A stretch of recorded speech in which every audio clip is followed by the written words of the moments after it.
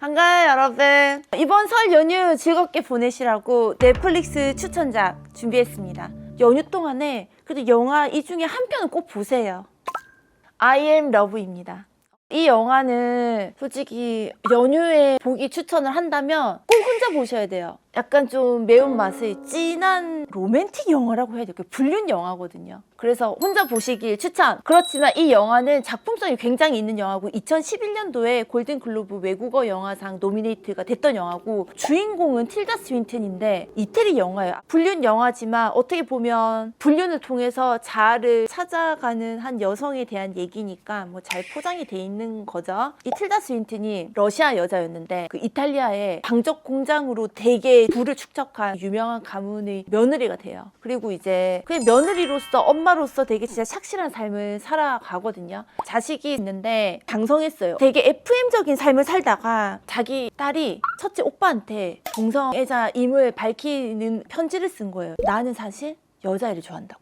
그거를 이 엄마 틸다 스윈튼이 보게 돼요. 이거를 그러면서 되게 이런 삶이었는데 충격이 한번 딱 와요. 근데 막 이걸 뭘 하냐, 그건 아니에요. 그냥 균열이 온 거죠. 그리고 이제 그 다음 사건이 진짜 큰 건데, 큰 집안 행사를 하면서 첫째 아들의 친구가 셰프인데 그 친구가 이제 케이크인가 뭐를 들고 집에 잠깐 오거든요. 그때 한번 눈도장을 찍었고, 그 다음에 이제 그 친구가 어디서 레스토랑을 하고 있고 식당에서 쓰는 재료들은 어떤 지역에서 재배한 것들, 이런 얘기를 막 듣긴 들었어요. 그러면서 이제 이 여자가 처음부터 이 아들 친구한테 호감을 느낀 거는 아니었을 거예요. 근데 우연히 그를 만나게 되고 그 다음부터는 우연을 가장한 가짜 우연이죠. 그한테 끌리는 거예요. 근데 그 남자도 자기 친구의 엄마죠.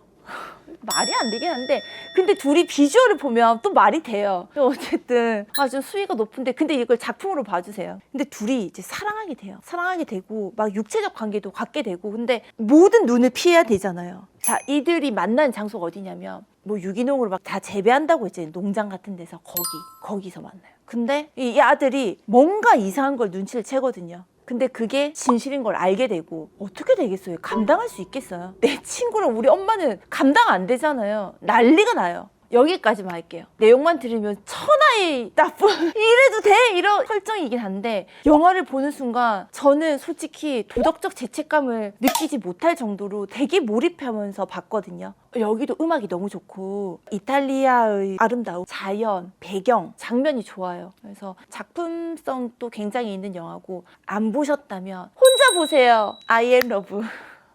나이트크롤러입니다. 제가 기대감을 좀 드리면, 타임지 선정 10대 영화, 2014년 샌디에고 비평가 협회 7개 부분 수상, 아카데미 각본상 노미네이트, 골든글로브 나무주연상 노미네이트, 가디언즈 선정 10대 영화, 완전 수작이고, 배우가 믿고 보는 제이크 질레날. 저 제이크 질레날 너무 좋아하는데 이 배우가 연기력이 진짜 최고잖아요. 딕션이나 표정이나 이게 너무너무 뛰어난 배우인데 여기서 진짜 미친 듯이 연기 잘하거든요. 이 나이트크롤러가 뭐냐면, 사건 사고 현장에 가서 그 현장을 막 담아서 방송사나 언론사에 파는 직업들, 그 직업을 하는 사람들을 나이트크롤러라고 하더라고요. 제이크 질레날이 좀도둑이거든요. 언젠가는 뭐 성공하겠다 이런 마음은 있는데 일이 잘 안 풀려요. 그리고 좀 사회 부적응자, 인격 장애도 조금 있는 스타일이고, 근데 이제 이 사람이 일이 안 풀린 이 상황에서 우연히 사고 현장을 봤는데, 그 사고 현장에서 막 카메라를 들고 막 찍고 이런 사람들을 보거든요. 그래서 이거 뭐 하신 거예요? 그러니까 그거 뭐 이렇게 하고는 뭐 방송사에 팔고 뭐 이런 그거를 알게 돼요. 잘할 수 있을 것 같은 거예요, 자기가. 그래서 고물 캠코더를 사요. 그때부터 현장을 찍게 되는데, 이걸 찍으려면 사실 정보가 있어야지 뛰어갈 거 아니에요. 그 정보를 알기 위해서 이제 불법적인 행위를 하는 거죠. 경찰들끼리의 무전이 있잖아요. 그거를 이제 도청을 시작해서, 그때부터 경찰보다 더 빨리 도착해서 그 고물 캠코더로 막 찍는데 소질은 좀 있어요. 그리고 이제 처음에 이제 언론사에 팔았는데 너무 좋은데 화질이 좀 떨어져서 막 이런 얘기를 듣거든요. 그래서 돈을 모아서 좋은 카메라를 사고 조수도 고용해요. 그러면서 이제 이 사람이 더 극적인 장면을 찍기 위해서 이제 그냥이 아닌 거죠. 조작. 자기 것만 유일하게 잘 팔려야 되니까 도덕성이라고는 1도 없는 사람이거든요. 약간 사이코패스예요. 공감 능력은 아예 없고 자기 성공만을 위해서 이게 뭐 나쁜지 어떤지 이런 거는 아예 개념 없어요. 그냥 막 하거든요. 다 계속 잘 돼요. 잘 되고 특종을 잡기 위해서 미친 듯이 이제 눈이 돌았어요. 근데 이제 마지막 엔딩이 조금 씁쓸한데, 그냥 보고 나서 드는 생각은 뭐냐면, 우리가 보는 뉴스, 언론에서 하는 얘기들이 얼만큼이 이제 진실일까? 얼만큼이 조작됐을까? 이 극적으로 뭔가 언론 플레이를 위해서 하고 있는 것들이 얼만큼 많을까? 뭐 이런 생각이 좀 들거든요. 데니와 엘리입니다. 이 영화 생각보다 재밌는데 보신 분들이 많이 없더라고요. 리뷰조차도 많이 없는 보석 같은 영화인데, 이 영화를 보면 남자 주인공한테 반할 준비를 하시고 보셔야 돼요. 2017년 영화니까 지금으로부터 한 8년 전이죠. 그러니까 이 칼럼 터너 지금도 되게 멋있는데 그때는 좀 소년미? 좀 풋풋한 맛이 있고, 이 영화에서 순진하고 순수한데 또 완전 남자예요. 그러니까 안 좋아할 수가 없는 그런 캐릭터거든요. 제가 계속 캐릭터를 중요하게 얘기한 이유는 이 선남 선녀를 계속 보는 것만으로도 충분히 즐거워요. 둘 다 되게 가난해요. 어떤 일로 돈가방을 배달하는 일을 해야 되는 상황이 오거든요. 근데 그게 이제 제대로 실행이 안 돼요. 그러면서 실수가 일어나고, 그래서 그 실수를 만회하기 위해서 둘이서 이제 막 고군분투를 하게 되는데, 거의 하루 동안의 얘기가 영화의 80% 이상을 차지해요. 되게 밀도감 있게 그 하루를 같이 쫓아가는 느낌이거든요. 근데 이 선남선녀가 이렇게 만났을 때는 좀 약간 찌릿할 수 있잖아요. 그러니까 서로 이제 호감이 점점 쌓여가는데, 제가 가장 이 영화에서 기억에 나는 장면이 있어요. 잘못 배달된 가방을 찾아가는 과정에서 이 두 남녀가 어떤 집에 침입을 하게 돼요. 거기서 여자애가 그 집에 있는 예쁜 꽃무늬 드레스인가? 그걸로 갈아입고, 그 전에 이제 여자애가 막 수염으로 약간 좀 핀잔을 줬어요. 그러니까 이 남자애가 그 집에서 깨끗하게 면도를 하거든요.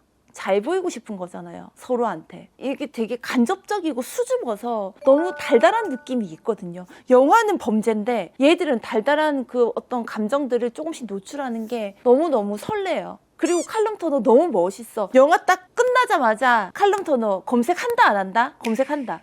하루 얘기라고 했잖아요. 근데 그 뒤에는 수고비를 다 가지고 빨리 집으로 들어와! 이렇게 하는 형이 있어요. 그것 때문에 가지고 가려고 하는데 또 여자애가 어떻게 하고 막 이런 갑작스럽게 진행이 빡빡빡빡 이렇게 넘어가거든요. 그리고 엔딩이 마음에 들어요.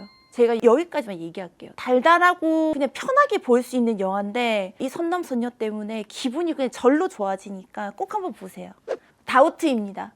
다우트란 뜻이 의심, 의혹 이런 뜻인데 진짜 그거 자체예요. 영화가 고구마 한 100개 먹은 것처럼 막힌 기분이 있는데 답답함은 있지만 나를 좀 돌아보게 되더라고요. 이 영화 너무 웰메이드여서 이게 81회 아카데미 시상식에서 여우주연상, 나무조연상, 여우조연상, 각색상 전부 다 후보로 다 오를 만큼 그 연기력 진짜 짱짱하고, 영화가 밀도감이 진짜 이래요. 완전 고농축이에요. 배경은 성 니콜라스라는 학교예요. 근데 여기에 이 교장 수녀가 메릴 스트립이고 굉장히 보수적이고 거의 강철 같은 사람이에요. 편견, 원리, 원칙 그런 거가 꽉 찬 사람이거든요. 답답해요. 근데 여기에 이제 새롭게 플립 신부가 부임을 하는데, 그 사람은 되게 개방적이고 뭔가 좀 진취적이고 좀 개혁을 이뤄나가려는 사람이에요. 그러니까 당연히 부딪힐 수밖에 없어요, 둘이. 근데 이 부딪히는 것만 하면 재미가 없을 것 같잖아요. 근데 그 사이에 누가 나오냐면 제임스 수녀라고 순진무구한 수녀가 한 명 나오는데, 자, 발단은 이래요.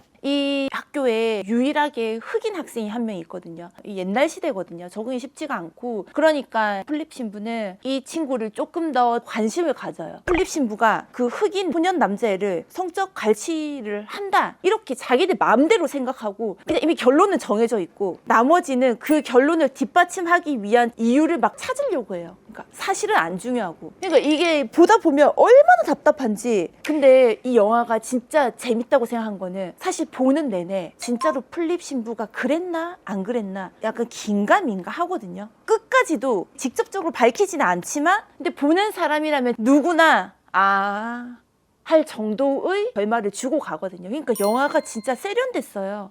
자, 예스터데이입니다.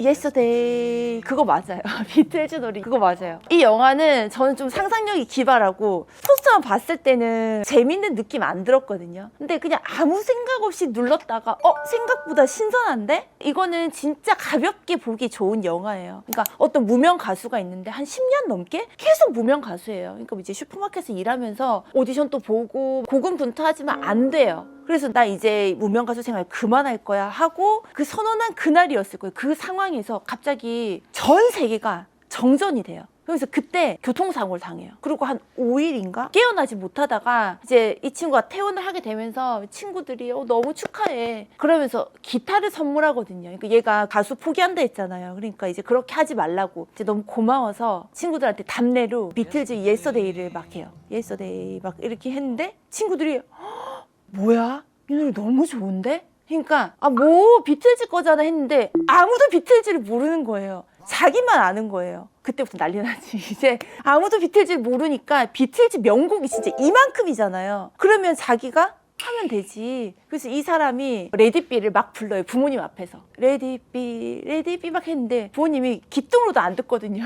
이제 진짜 확실하다. 아무도 비틀즈를 모르고 비틀즈가 존재하지 않았던 것처럼 되어 있거든요. 그래서 이 사람이 이 비틀즈의 많은 명곡들로 데모 테이프 같은 거를 만들어서 이 시장으로 진입을 하려고 하는데 사실 냉담해요. 근데 여기서 진짜 이 영화가 약간 웃기다고 생각한 게 에드 시런 있잖아요. 실제로 나와요. 거기서 에드 시런이 갑자기 데모 테이프 너무 좋던데요? 만나고 싶습니다. 이렇게 된다니까요. 자기 투어 있잖아요. 거기서 보조 가수로 출연해달라. 그러거든요. 완전 말 안 되는 제안이잖아요. 그러면서 이 사람이 이제 유명세를 타기 시작해요. 근데 사실 진실이라는 게 있잖아요. 이 세상을 속이고 있는 거잖아요. 그러니까 또 들킬까봐 막 악몽도 꾸고 이렇게 하거든요. 그러니까 이 영화는 영화적 상상에서 의외성까지 갖춘 되게 기발해요. 이런 영화 처음 봤어요. 근데 전반적으로는 잔잔해요. 그리고 이제 결국 어떤 선택을 하고 어떻게 될 건지는 여러분들이 보시면 알아요. 아무도 모른다입니다. 제목이 너무 의미심장하죠. 이 영화는 전체 관람가거든요. 그래서 가족 모여서 이렇게 봐도 좋은데 주의할 점이 있어요. 이 영화 보시다가 오열할 수도 있습니다. 그래서 나 우는 거 좀 부끄러운데 하시면 혼자 보셔도 좋은데 일단 이 영화에서 주인공 이 야기라 유아라는 배우가 있어요. 근데 14살에 칸 영화제 나무주연상을 수상했어요. 이 영화로.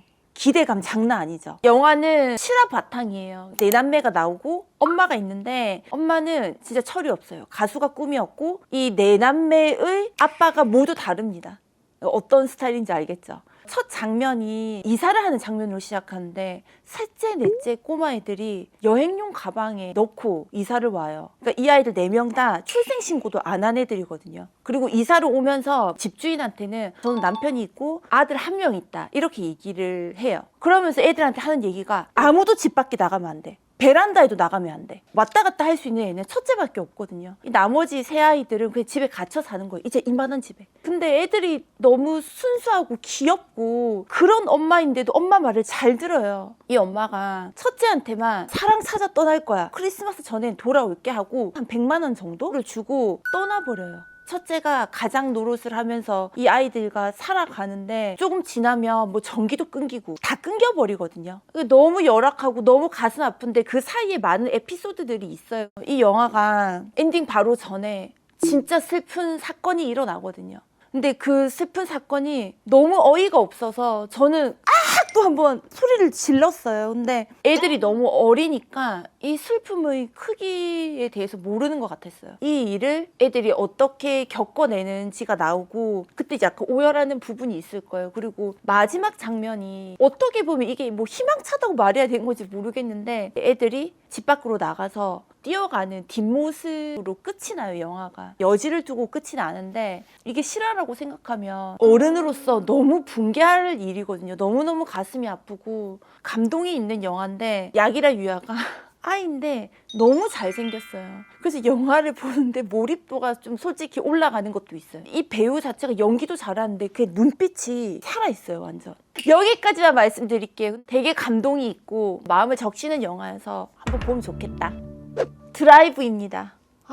이 영화는 꼭 보셨으면 좋겠어요. 범죄 영화인데 로맨스이기도 해요. 세련됐다고 느끼는 게 음악, 공간, 대사, 설정 이런 것들이 보통 아닌데? 주인공이 라이언 고슬링이고 라이언 고슬링이 진짜 많은 작품을 했잖아요. 제가 본 것 중에서는 이 영화에서 가장 멋있어요. 빠질 준비하고 보셔야 돼요. 제목이 드라이브잖아요. 직업이 드라이버예요. 낮에는 카센터에서 일하고 밤에는 범죄자들을 드라이빙만 해주는 드라이버예요. 그러니까 이 설정 자체가 좀 재밌잖아요. 이제 라이언 고슬링이 이웃집 여자랑 그 집 아들을 알게 되는데 그 여자가 캐리 멀리건이거든요. 근데 캐리 멀리건 진짜 진짜 사랑스러워요. 이 여자를 알게 되고 자연스럽게 이렇게 뭐 도와주고 친해지면서 사랑이 싹 트게 됐어요. 근데 남편은 어디 있냐 물었더니 남편은 교도소에 있다. 그걸 이제 알게 됐죠. 제가 되게 설레는 장면이 있었는데 그 아이린이 차가 고장이 나서 아들을 데리고 차 수리하러 카센터를 가요. 근데 라이언 고슬링이 생각지도 못한 순간에 자기가 좋아하는 대상이 딱 나타났을 때 숨겨지지 않는 감정이 있잖아요. 그게 드러나는 장면에서